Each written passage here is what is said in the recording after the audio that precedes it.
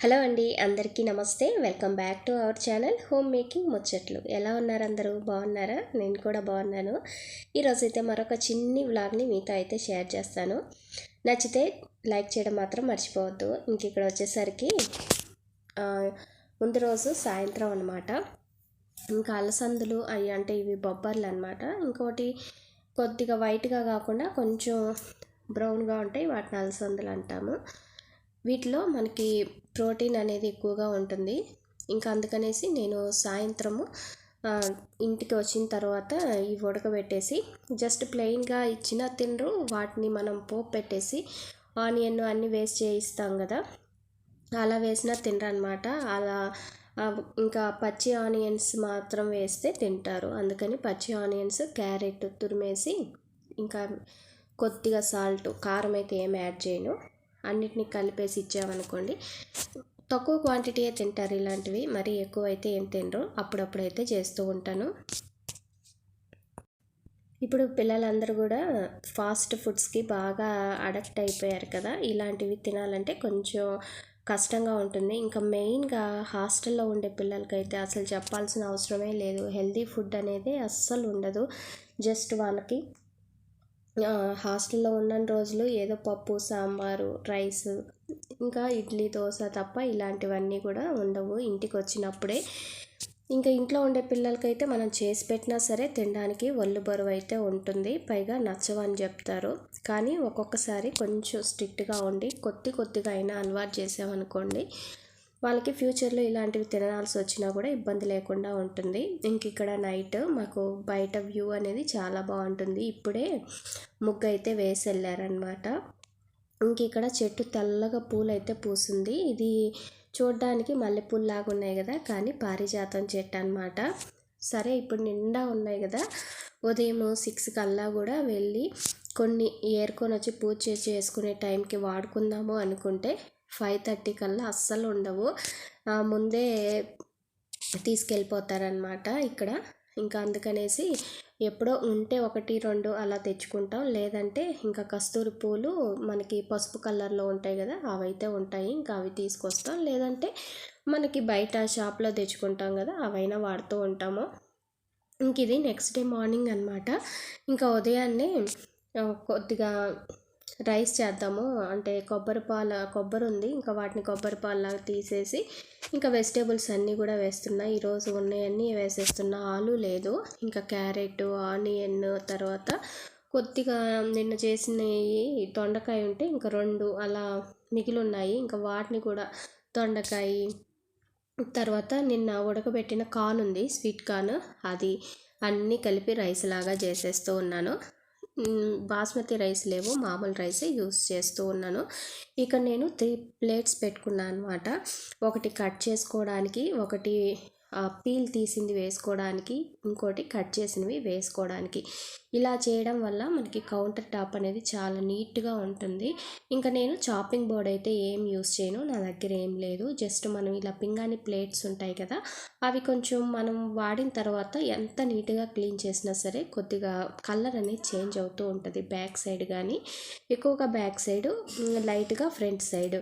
ఇంకా వాటిని మనం పడేయకుండా ఇలా చాపింగ్ బోర్డ్స్ లాగా యూస్ చేసుకోవచ్చు.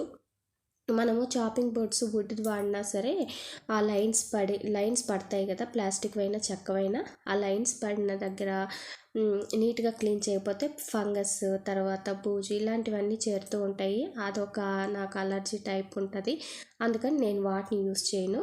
ఇంకా స్టీల్ అయితే యూస్ చేసుకోవచ్చు. ఇంకా స్టీల్ యూస్ చేసే బదులు ఎలాగో మన దగ్గర ఇలా వాడినవే ఉంటాయి కదా, పక్కన పెట్టేస్తూ ఉంటామని వీటిని యూస్ చేస్తూ ఉంటాను. పింగాణి ప్లేట్స్ని ఈజీగా కట్ అయిపోతాయి మనకి. వీటికి గీతలు పడతాయి లైట్గా, కానీ దానివల్ల ఎటువంటి ప్రాబ్లం అయితే ఏముండదు.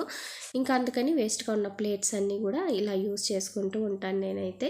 ఇంకా టిఫిన్ ఈరోజు వచ్చేసరికి ఉప్మా అనమాట.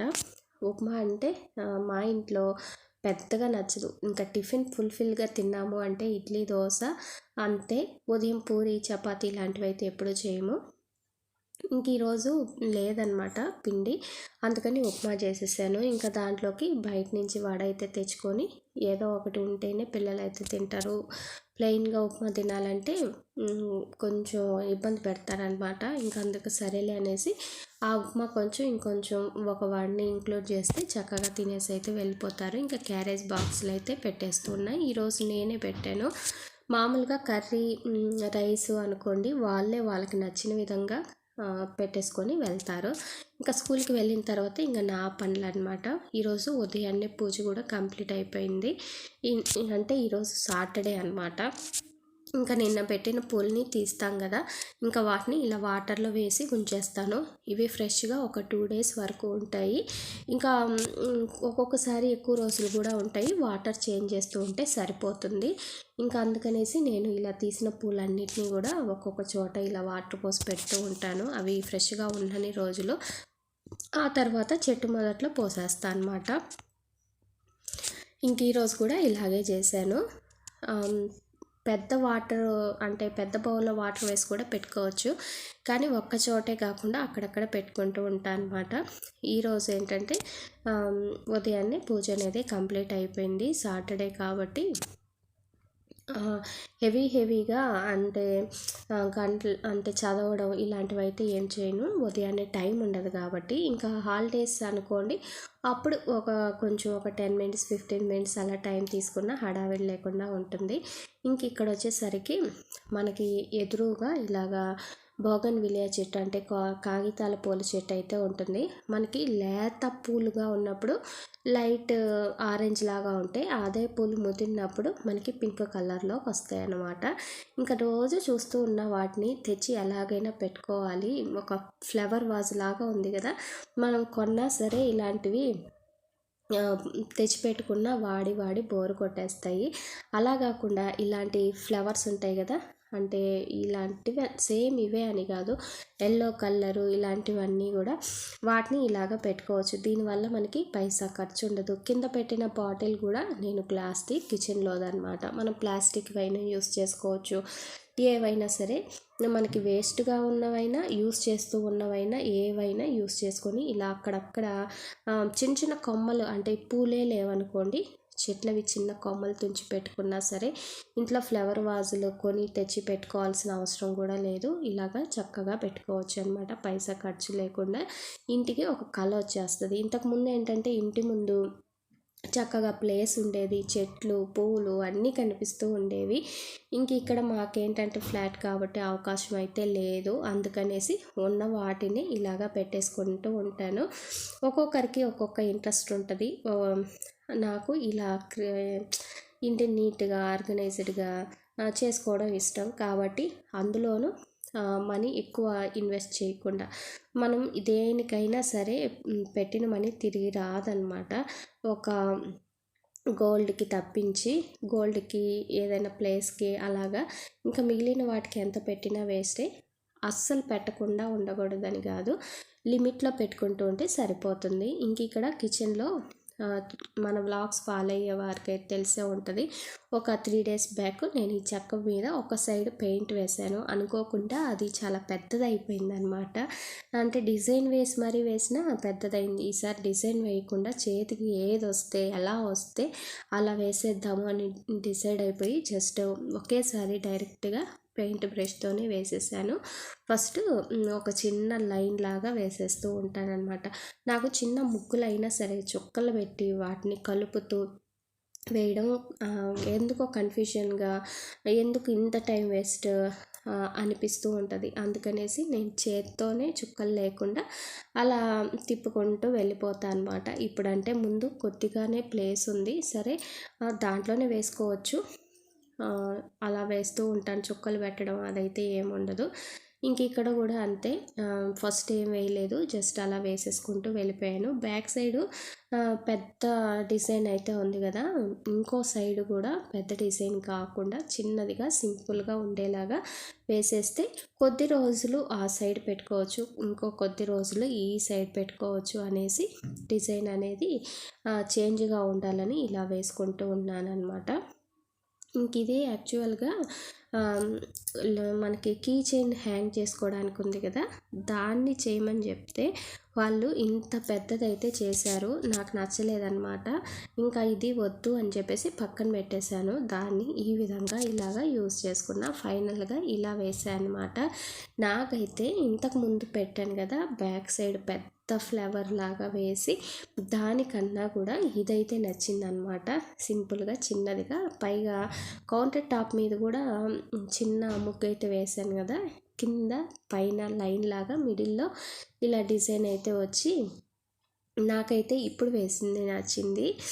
సరే అయినా సరే అది కొన్ని రోజులు ఇది కొన్ని రోజులు యూజ్ చేస్తూ ఉంటాను. ఇంకొన్ని ఫ్లవర్స్ ఉంటే ఇలా గ్యాస్ పక్కన గ్లాస్ ఉంటుంది కదా, గ్లాస్ దాంట్లో వాటర్ పోసి ఇలా పెట్టాను. ఇంకా పనికిరాని వాచ్లు అయితే ఉన్నాయి. ఇవి గట్టిగా ఒక 2-3 నెలలు కూడా పనిచేసేయలేదు. ఆన్లైన్లో తీసుకున్నవి ఎంతో 120 అలా అనమాట. ఇంకా వాటిని ఇలా హ్యాంగ్ చేశాను. ఏదో కొద్ది రోజులైనా పనికి రానివి కొద్దిగా యూస్ చేసి ఆ తర్వాత పక్కన పడేసిన ఇబ్బంది ఉండదు అనేసి ఇలా పెట్టాను అనమాట. దీనికి క్వీన్ అని ఉంది కదా, ఓకే కిచెన్లో మనమే క్వీన్గా ఉంటాం కదా, కొంచెం మ్యాచ్ అవుతుంది, షింక్ అవుతుంది కదా అనేసి ఇలా పెట్టాను. ఇంక ఇక్కడ వచ్చేసరికి గ్యాస్ పక్కన పెట్టున్న మనీ ప్లాంట్ ఇక్కడ హ్యాంగింగ్ దాంట్లో పెట్టాను అనమాట. ఇలాగా కొద్దిగా కిచెన్ అయితే మోడలేట్ అయితే చేసుకున్నా. ఇంక ఇది వచ్చేసరికి మనకి వాల్కి స్టిక్ చేసుకొని ఏవైనా హ్యాంగ్ చేసుకోవడానికి. ఇవి ఇంతకుముందు కీస్ అయితే హ్యాంగ్ చేసేదాన్ని. ఇంక ఇప్పుడు నీట్గా మట్టి బట్టి ఉంటే నీట్గా క్లీన్ చేసి అలా పెట్టేశాను. ఇంకోసారి ఎక్కడైనా చూసి హ్యాంగ్ చేయాలి వీటిని. ఇంక ఇక్కడ మనకి హ్యాండ్ బ్యాగ్స్ ఒక్కొక్కసారి అంతా బాగుంటుంది, మనకి కార్నర్స్ దగ్గర ఇలా లేసిపోతూ ఉంటుంది అనమాట. నాకు కూడా అదే ప్రాబ్లము. మిగిలిన బ్యాగ్ జిప్పు క్వాలిటీ అంతా బాగుంది. ఇంక ఇక్కడ కింద పెట్టడం ఏదైనా తగిలినప్పుడు ఇదంతా పోయిందనమాట. ఇంకా సరే దానికి కొద్దిగా మ్యాచ్, అంటే కంప్లీట్గా మ్యాచ్ అయ్యేది లేదు, కొద్దిగా మ్యాచ్ అయ్యేది దీని మీద ఇలా నెయిల్ పాలిష్ని అయితే వేశాను, వైట్గా కనిపించకుండా. ఆ వైట్ ఈ పింక్ కలిస్తే కొద్దిగా హ్యాండ్ బ్యాగ్ కలర్ లాగా వచ్చింది. ఓకే ఇలా అయినా యూస్ చేసుకోవచ్చు అనుకుంటున్నాను. అదండి ఇవాళ వీడియో నచ్చితే లైక్ చేయండి. మన ఛానల్లో వీడియోస్ని చెక్ చేసి మీకు నచ్చితే ఛానల్ని సబ్స్క్రైబ్ అయితే చేసుకోండి. ఇంకో మంచి వీడియోతో మళ్ళీ కలుద్దాం. అంతవరకు బాయ్, టేక్ కేర్.